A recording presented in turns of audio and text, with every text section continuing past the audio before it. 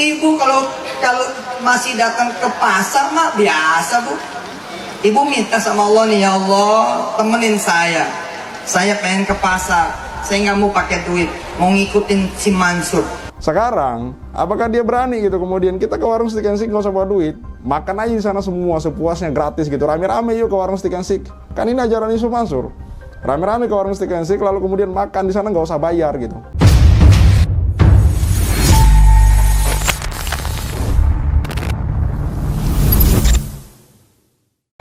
Bismillahirrahmanirrahim. Assalamualaikum warahmatullahi wabarakatuh. Kembali lagi bersama saya Al-Walid. Yusuf Mansur. Bicara Yusuf Mansur, saya katakan tidak terlepas dari cerita-cerita dia mengenai keajaiban-keajaiban, teman-teman. Yang mana menurut saya ini sudah terkesan absurd ya, terkesan di luar nalar gitu. Cerita-cerita zaman dulu, cerita-cerita para nabi-nabi Allah zaman dulu, nabi-nabi Rasulullah zaman dulu, itu memang banyak keajaiban. Tapi tidak bisa dipungkiri, teman-teman, mereka ini para rasul, para nabi gitu. Luar biasa mereka ini kesolehannya. Dan sekarang juga sebenarnya tidak terlepas dari yang namanya keajaiban, tapi tidak seperti yang diceritakan oleh Yusuf Mansur. Yusuf Mansur ini kalau menceritakan keajaiban, dia ini sudah seperti nabi, teman-teman. Nah, Yusuf Mansur sering menceritakan tentang keajaiban dia, misalnya ke sini belanja ke sini ternyata nggak bayar, keajaiban dia kemudian ke showroom sholawatin mobil, lalu kemudian tiba-tiba beberapa hari kemudian ada yang nganterin mobil. Dia kemudian ketika di penjara, Yusuf Mansur ini kan pernah di penjara, teman-teman. Ketika di penjara dia kemudian punya sepotong roti, tapi roti itu tidak dimakan namun disedekahkan atau diberikan kepada semut.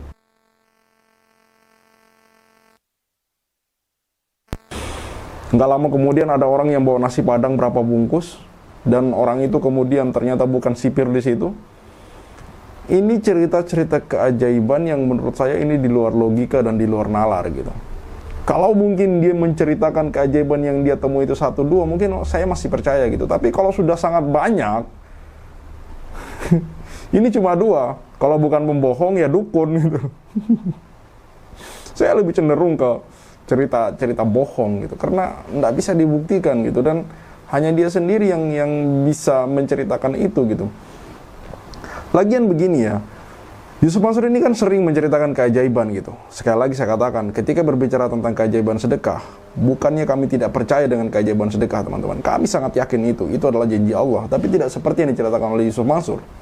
Begini, Yusuf Mansur bercerita, dia sedekah mobil, dapat mobil yang lebih bagus. Dia sedekah mobil ini, dapat mobil itu gitu. Dia nolkan rekeningnya, dapat aset yang lebih besar gitu. Lah, sekarang kita tantang nih untuk kita lihat nih, apakah kemudian Yusuf Mansur berani mensedekahkan seluruh asetnya hari ini gitu. Kan katanya nanti dikali 10 kembalian gitu, akan dikembalikan 10 kali lipat.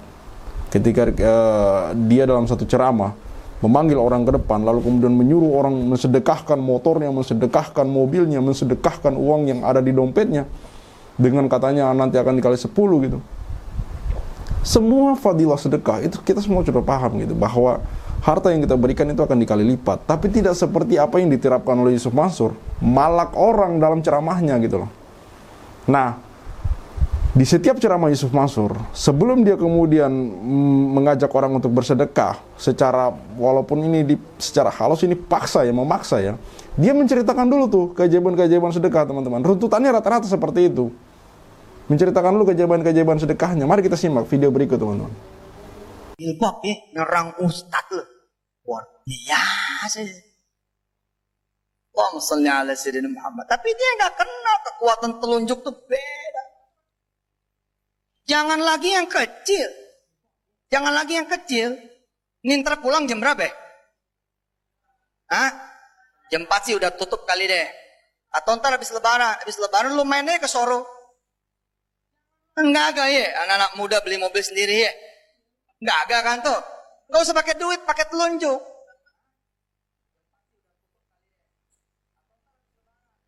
Pakai telunjuk aja.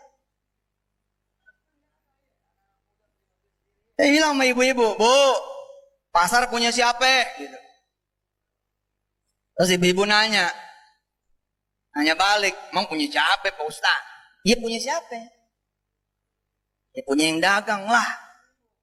Bilang bukan punya yang dagang. Yep.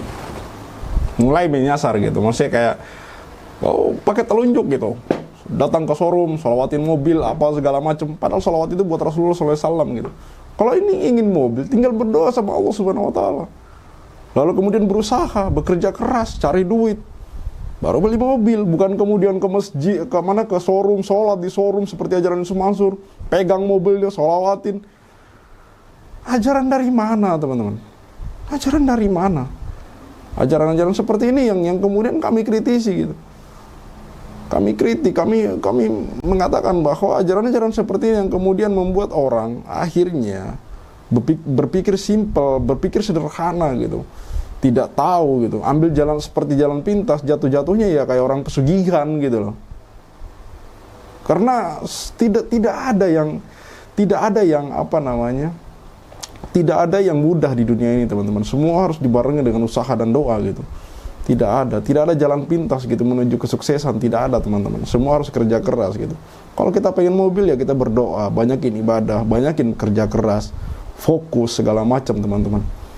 Bukan kemudian melakukan hal-hal yang janggal seperti itu, pegang mobilnya lah ke showroom malah bikin malu, teman-teman. Makanya kemudian kami kritik ajaran Yusuf Mansur ini agar tidak kemudian mengkerdilkan otak dan pikiran kita gitu. Hanya saya heran, masih banyak aja yang mau ngikutin hal-hal seperti ini gitu. Allah memberikan dunia ini buat kita kemudian kelola gitu. Untuk kemudian dengan dunia ini kita mengejar akhirat gitu. Ketika harta sudah banyak ya rajin bersedekah gitu. Ketika harta sudah banyak ya rajin memberi. Melihat orang susah ya diberikan. Bukan kemudian nolkan rekening lah, baru kemudian berharap balik 10. Apa loh, teman-teman? Apa? Bersedekah itu untuk kemudian kita meringankan beban orang lain, bukan kita berharap dapat balikan harta 10 kali lipat. Kayak main judi jatuhnya gitu. Nah, ketika Yusuf Mansur kemudian sering menceramahkan ini, di ujung-ujung ceramahnya dia sering kemudian memungut sedekah. Yang kemudian saya pertanyakan seperti video-video saya lalu, di mana sedekah itu kemudian dialirkan, teman-teman? Di mana kemudian sedekah itu dikelola gitu?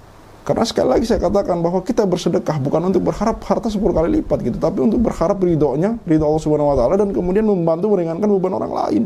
Bukan seperti ajaran Yusuf Mansur gitu. Sekarang saya mau katakan begini, kalau Yusuf Mansur memang sering mengatakan bahwa ke mall nggak usah bawa duit, cukup sholawat aja, ke pasar nggak usah bawa duit, cukup sholawat aja. Bagaimana kalau misalkan kita rame-rame ke warung stick and stick dan nggak usah bayar gitu, sholawat aja gitu, mau nggak dia? Kan Yusuf Mansur ini punya warung stick and stick. Dan Yusuf Mansur sering mengatakan bahwa ke pasar nggak usah bawa duit, kalau belanja ke pasar nggak usah bawa duit, sholawat aja gitu. Kalau ke mall nggak usah bawa duit, sholawat aja. Ya sudah, kita ke warung stick rame-rame makan, nggak usah bayar gitu, sholawat aja depan kasir. Yusuf Mansur mau nggak? Saya yakin nggak bakal mau dan nggak bakal banyak lagi omongannya gitu loh. Makanya kan sekarang Yusuf Mansur itu diem bungkam.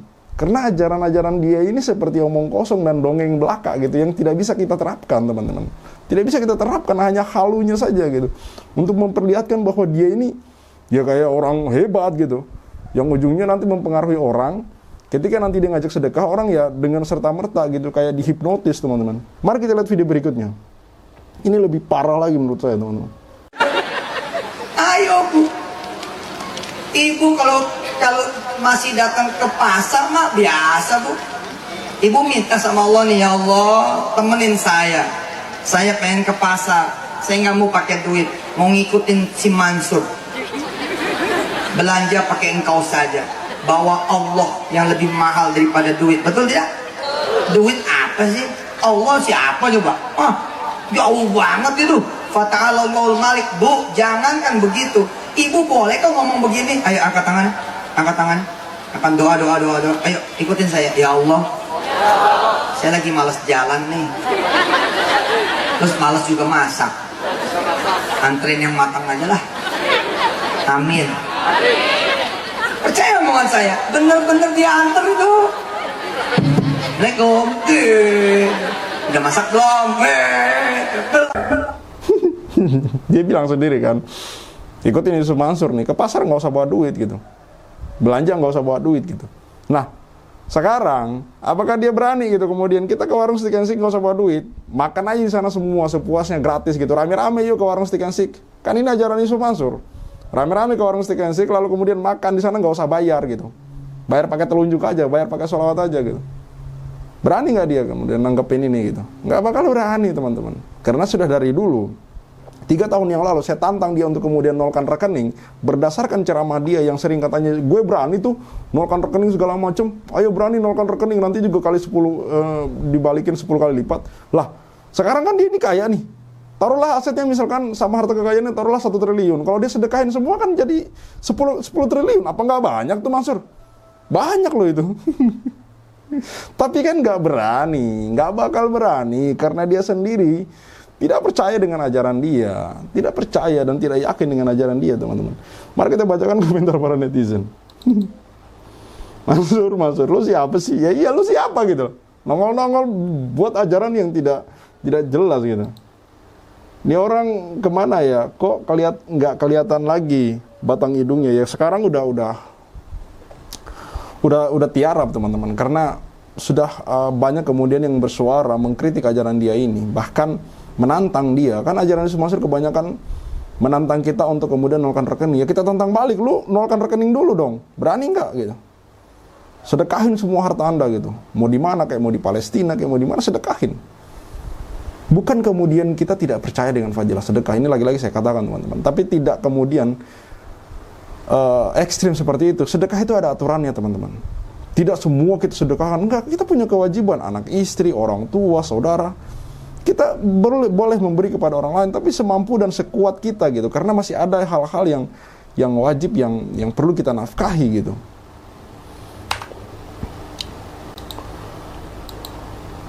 Nggak sesimpel itu Cup, ya iyalah, nggak sesimpel itu. Hati-hati, banda orang dirampas haknya bakal jadi bom waktu dan azab yang pedih di dunia akhirat Cup. Yes, betul. Terus sedekah selama ini kemana? Iya betul, sedekah selama ini kemana? Dikelola seperti apa oleh Yusuf Mansur gitu? Apakah sudah dibangunkan masjid kah? Ataukah sudah dibangunkan pesantren kah? Ataukah sudah dibangunkan fasilitas umum kah?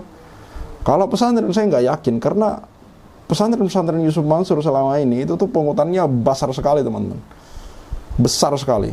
Biaya SPP-nya, biaya masuknya segala macam itu besar sekali teman-teman.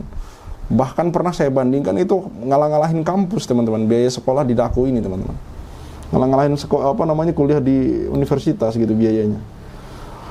Kalau semua nggak pakai duit, kasihan pedagangnya Pak Cup. Ya makanya kan saya bilang, kalau Yusuf Mansur ini sering ngajarin bahwa ke pasar nggak usah bawa duit, cukup sholawat aja, ya sudah, kita rame-rame makan di warung Stick and Stick, nggak usah bayar gitu, pakai sholawat aja gitu. Saya yakin dia nggak mau terima kok, nggak mau dia, saya yakin. Orang pelit banget kok, dabrus. Terus kemarin yang bilang dari mana duitnya, ya memang kan nggak relevan kan, antara video satu dengan video yang lain, antara pernyataan satu dengan pernyataan yang lain itu nggak relevan teman-teman, nggak nyambung gitu loh maksudnya, nggak ada koneksinya gitu, nggak ada nyambungnya, karena di satu sisi dia bilang seolah-olah kayak ya nggak perlu duit gitu, kemana-mana nggak usah bawa duit gitu, tapi di sisi lain marah-marah kampung-kampung cari duit gitu. Duitnya kasihkan si Mansur sedekah. Pulang dari acara baru sadar kenapa mobil gue sumbangin.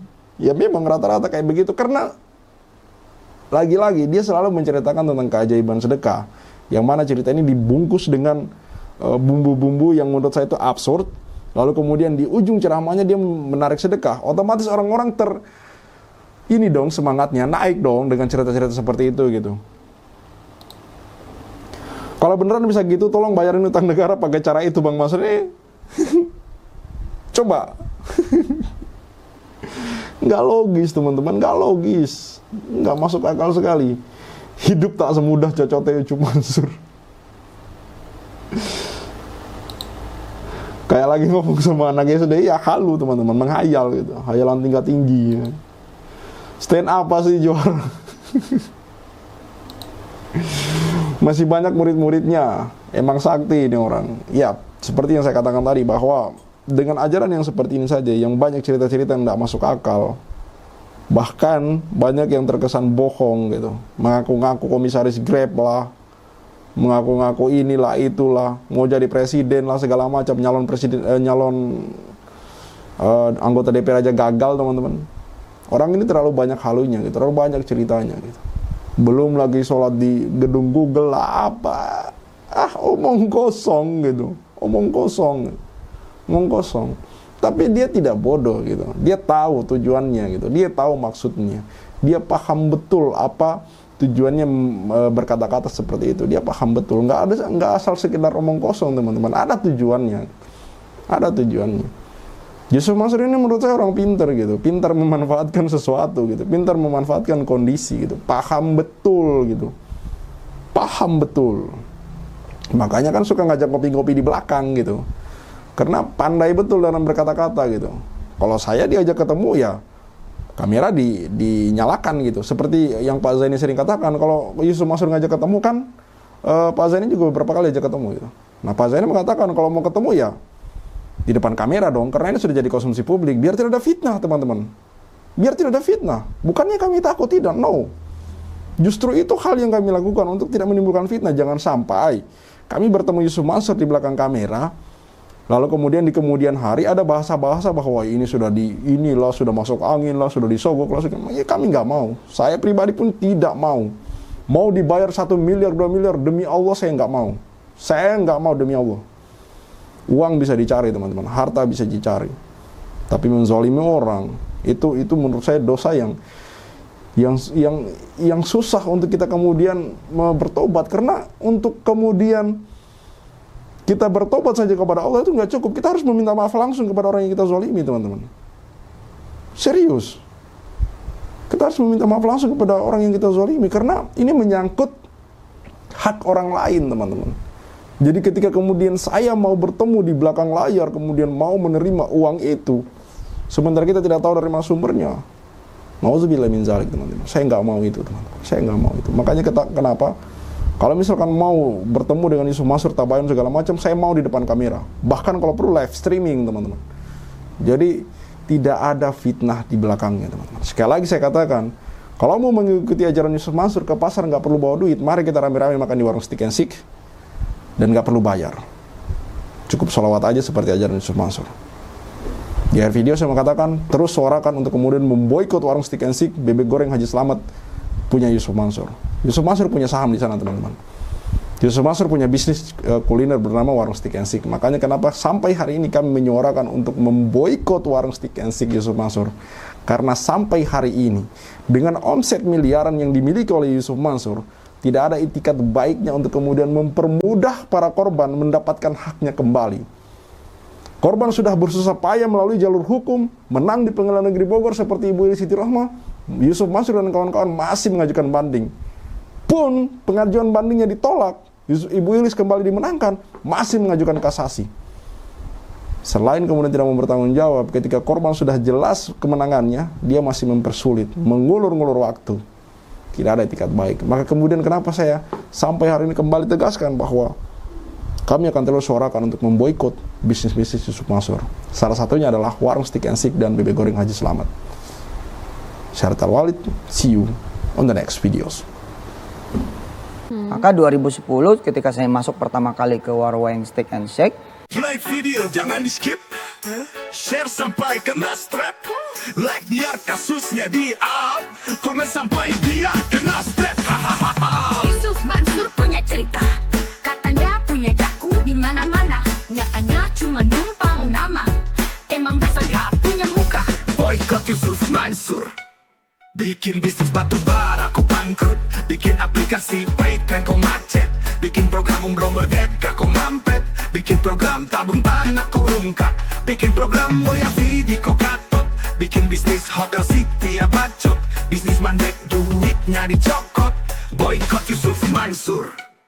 Kalau cari tangga dipikir dulu, ngaku komisaris ternyatanya halu. Kalau udah dongeng kayak orang nyabu, ngaku punya pesawat nyatanya malu. Boykot Yusuf Mansur. Maju caleg tapi nggak kepilih. Haha, orang udah pada tahu belangnya, ngakunya gabung di warung steak. Ya udah kita boykot sekalian biar steak.